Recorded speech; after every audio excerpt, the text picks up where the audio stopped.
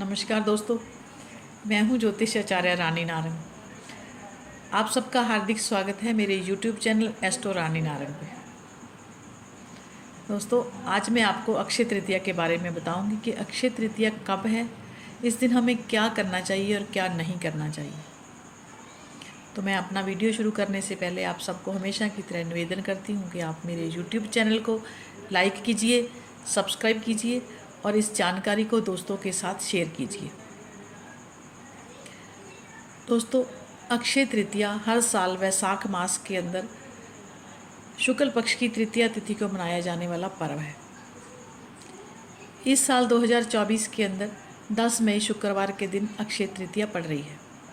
अक्षय, जिसका कभी क्षय ना हो, जिसके नाम से ही जाना जा सकता है कि इस दिन किया गया कोई भी कार्य है उसके अंदर उसका कभी क्षय नहीं होता है, उसके अंदर हमें कई गुना लाभ शुभ फलों की प्राप्ति होती है।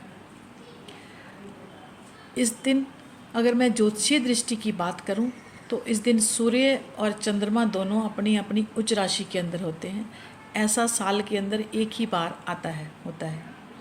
तो जब सूर्य आत्मा का कारक, चंद्रमा मन का कारक, दोनों अपनी उच्च राशि के अंदर उच्च स्थिति के अंदर रहेंगे तो इस दिन किया गया कोई भी कार्य है वो हमारे लिए लाभकारी और शुभकारी रहेगा। ये दिन माँ लक्ष्मी जी की पूजा और भगवान श्री विष्णु जी की पूजा के लिए विशेष माना जाता है। इस दिन माँ लक्ष्मी जी की पूजा करना, घर के अंदर खरीदारी करके लाना, सोना खरीदना, चांदी खरीदना, हीरे जवाहरात खरीदना, गाड़ी खरीदना, कोई भी प्रॉपर्टी खरीदना बहुत अच्छा माना जाता है। और ऐसा भी माना जाता है कि इस दिन खरीदा गया कोई भी धन पदार्थ है उसके अंदर बढ़ोतरी होती है, उसके द्वारा पूरा साल माँ लक्ष्मी जी की कृपा है वो परिवार के अंदर, घर के अंदर बनी रहती है। तो सोना सदियों से ही जो निवेश का है, इन्वेस्टमेंट का है, उसके लिए अच्छा माना गया है, तो इसलिए सोना खरीदना सबसे शुभकारी माना जाता है। अगर मैं इस त्यौहार की धार्मिक दृष्टि की बात करूं तो इस दिन भगवान श्री विष्णु जी के छठे अवतार भगवान श्री परशुराम जी के जन्म दिवस के रूप में भी ये दिन मनाया जाता है। श्री वृंदावन धाम के अंदर श्री बांके बिहारी जी के चरण दर्शन इसी दिन करवाए जाते हैं। बद्रीनाथ जो धाम है उनके कपाट हैं दर्शनों के लिए इसी दिन से ही खुलते हैं। ये दिन अपने आप के अंदर एक बहुत ही बड़ा महत्व हमारी हिंदू सनातन संस्कृति के अंदर है। इस दिन यज्ञ करना, पूजा करना, अनुष्ठान करना, पवित्र सरोवर नदी के अंदर स्नान करना बहुत ही शुभकारी माना जाता है। हर किसी के बस की बात नहीं है कि किसी सरोवर के अंदर जाकर के गंगा जी के अंदर जाकर के स्नान करें। आप अपने घर के अंदर अपने जो स्नान का पानी है उसके अंदर आप गंगा जल मिला करके, सरोवर के पानी को मिला करके आप स्नान कर सकते हैं।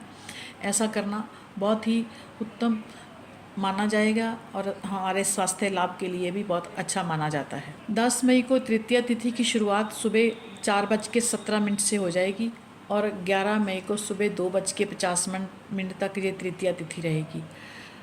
आप इस दिन खरीदारी सुबह 6-7 बजे से लेकर के पूरा दिन कर सकते हैं। 12:15 तक लाभ की चौगड़िया है, तो आप इस दिन इस टाइम के अंदर आप कोई कीमती सामान, कोई गहना खरीद करके घर के अंदर ला सकते हैं।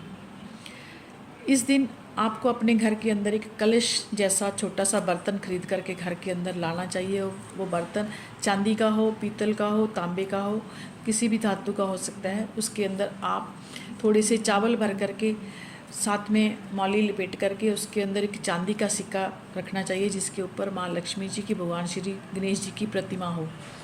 तो इसकी पूजा करनी चाहिए और इस पूजा के बाद इस जो कलश को अपने मंदिर के अंदर या फिर आप अपनी तिजोरी के अंदर, जहाँ पे आप कोई धन पदार्थ रखते हैं तो वहाँ पे आपको ये रख देना चाहिए ताकि माँ लक्ष्मी जी की, भगवान श्री विष्णु जी की, गणेश जी की जो कृपा है वो पूरा साल आपके घर के अंदर बनी रहे, सुख समृद्धि बनी रहे।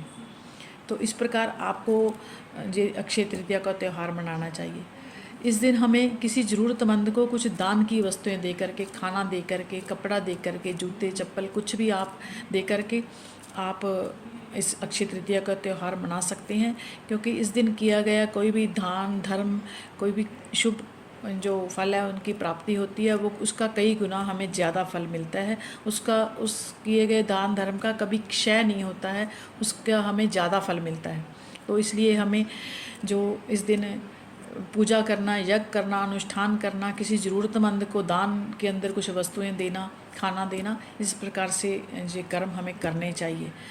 इस दिन हमें कोई गलत कार्य करने से बचना चाहिए। किसी की निंदा करना, चुगली करना, बुराई करना, ऐसे कार्य करने से बचना चाहिए, क्योंकि इस दिन अगर हम कोई गलत कार्य करते हैं तो उसका भी हमें कई गुना ज़्यादा बुरा परिणाम भोगना पड़ सकता है। तो इस दिन के लिए हमें ये सब करने से बचना चाहिए। इस बार जैसा कि गुरु ग्रह और शुक्र ग्रह दोनों अस्त हैं, तो इस बार कुछ मांगलिक कार्यों के ऊपर रोक लगा दी गई है, जैसे कोई शुभ मुहूर्त नहीं निकल रहे हैं। तो ये अक्षय तृतीया अपने आप के अंदर एक अबूझ मुहूर्त है, स्वार्थ सिद्धि मुहूर्त है। तो इस दिन अगर आप कोई गृह प्रवेश करना चाहते हैं, या फिर कोई नया सामान घर के अंदर लाना चाहते हैं, शादी करना चाहते हैं, सगाई करना चाहते हैं, कोई भी शुभ कार्य, मांगलिक कार्य करना चाहते हैं, तो आप इस दिन हमें मुहूर्त निकालने की ज़रूरत नहीं है, आप इस दिन कर सकते हैं। ये अपने आप के अंदर एक स्वयं सिद्धि मुहूर्त है। इस दिन गजकेसरी योग भी है और कर्मा योग भी इस दिन बन रहा है, तो आप इस दिन कोई भी शुभ कार्य कर सकते हैं। तो मैं भगवान श्री विष्णु जी से, माँ लक्ष्मी जी से प्रार्थना करूंगी कि उनकी जो कृपा है वो पूरा साल आपके ऊपर बरसती रहे, उनका आपके घर के अंदर सदा स्थायी निवास हो।